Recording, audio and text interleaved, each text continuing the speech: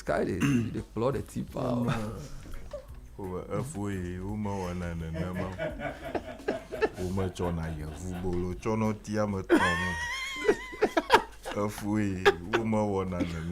They don't do like that. They don't put the bread in the tea. Sip the tea. I say sip the tea. He's sipping the tea. Yeah, of course, I'm a barrister, English trained barrister at law. Clear. But I can rub that in. Sometimes you can put the bread in the tea. It's not a sin. I'm shocked. Who made that law? It's not a sin. When I was young, we used to, when we are drinking cocoa before we go to school, because we always had to leave by 7. You, I don't know how to say. You take the bread, and the bread was hard. Take it in pieces and put it in the cocoa and mix it, spread it, so that it will make the bread softer. So that there was nothing wrong with that. So sometimes you add granules, but basically you. I don't know how to put it. You take the bread in little chunks, and then you put it in the cocoa. Then you sort of but table etiquette is completely unacceptable. It's not. I prefer ethics to etiquette. Ethics over etiquette. Somebody will drink the tea the right way and still steal the country's money. Another person will drink the tea the wrong way and still speak the truth. I prefer the latter. Well, you can hold both. Etiquette. You can do both. I don't want it. But there was a practical reason for doing that. Because when you were young, when you put the bread in the cocoa, it softens it. Yes. You get it? And you add ground, but because if you eat it one by, it will be too late. So when you take the spoon, you just take the cocoa with the bread and the at once. It's just practical. But it gives a different experience. It's a British thing. It's a British thing. Okay. The biscuit tea and biscuit Charlie. Come force us. That's why Roger went to complain. But the biscuit out. No, I understand what. Look, I value some of the manners, right, that the British brought, but some are just too stiff. Well, the thing is that, so as part of our qualification for a call to the bar in England, you normally would do the dinners. Which dinners allow you to be trained in a particular way as to how you can, because the potential is that you become... I want the word framed, not trained. You are at liberty. You have learned the knowledge. Now they want to frame you. so you put up the behavior that is acceptable to them. Especially if you are appearing maybe at some point as Queen's Counsel or King's Counsel. Yeah. And there's a certain expectation. Well, of course, there are rules of behavior and that kind of thing. But for me, I don't think in Ghana, I feel like we should put our flavor on the law, right? The spirit of the law, yes, the rules make a lot of sense, but the way we practice it in a heat, 40 degrees Celsius, small circuit court at Sawam, you don't need to wear this. So you can wear something decent, maybe plain clothes. I think there's wisdom in some of the things they say. Yeah. But following it finchim is not enough. For me, understand the law, know how it applies in your society, but if the week has a certain significance for Supreme Court, fine. But like, if you are going to court on a Tuesday at Kukrin to me, I think we should discard it.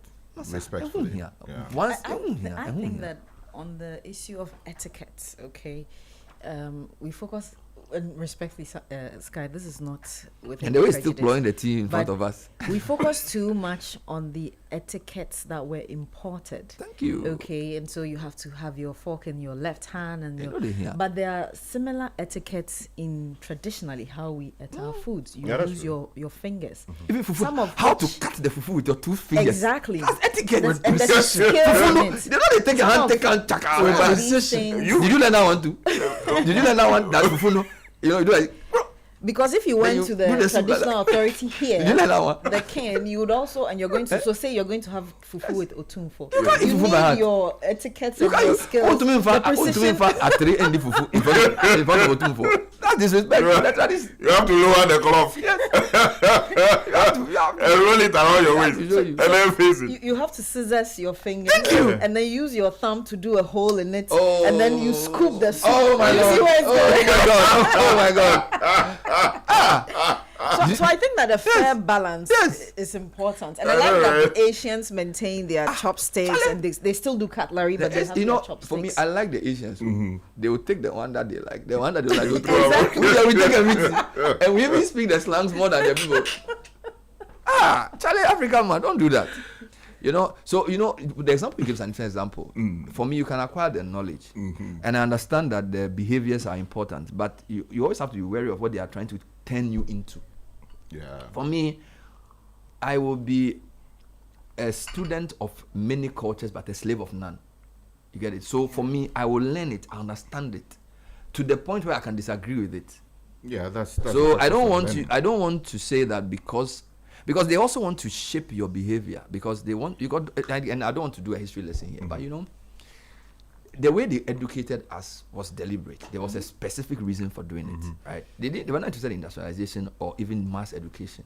Yeah. And they were look, if you go to the history of infantry women, how they struggled to set up that school, because I have nothing against Achimota School, but the schools they promoted had a certain mindset around the training, so that the people can help them run the colonies, not to know enough to be free.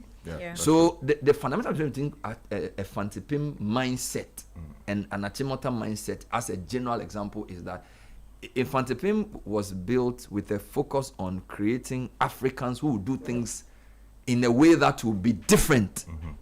Right? Of course, people came from Achimota who also joined the independence struggle. But generally, the idea behind Achimota was, let's raise quality people to run the colony from all over. And some of that then means that the people may conform to the ideas of the colonizer. Right? So we need to be very careful how we imbibe knowledge and how we interpret what we are taught and how we use it. Because for me, we have to define what we want to do with education. Yeah. And I think for now, education around dealing with self-hate, because a lot of Africans hate themselves. They don't like themselves. The way we look at ourselves is like everything African is wrong, and we help perpetrate certain negative stories and things like this. So we must deliberately inculcate those things into our educational system. And we can't keep blaming the West, because we've had 70 years to do it. So if we don't consciously put things in the educational system that makes our people think different about their reality, then we've done a bad job. Okay, so let's bring Edwin in. It's tech and social media trends. We'll continue this later. Okay, I wanted to add something. No, we'll continue. I know. But you do one last one for me. Last one. It's not hear the sound. That one was to annoy you.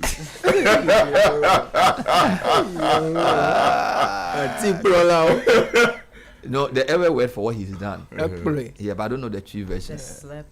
Yeah, like or chitty, that is. Yeah, but I don't know how they say it in Ghana or see or whatever. In France, I know Oshro. Oshro is they're showing the tea. Yeah, they're showing the tea. But you don't show tea. Shro kwan. Oh, okay.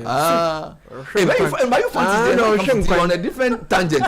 So you fancy saying, oh God, you are actually you are different. You are in a different consequence. So I won't even go there.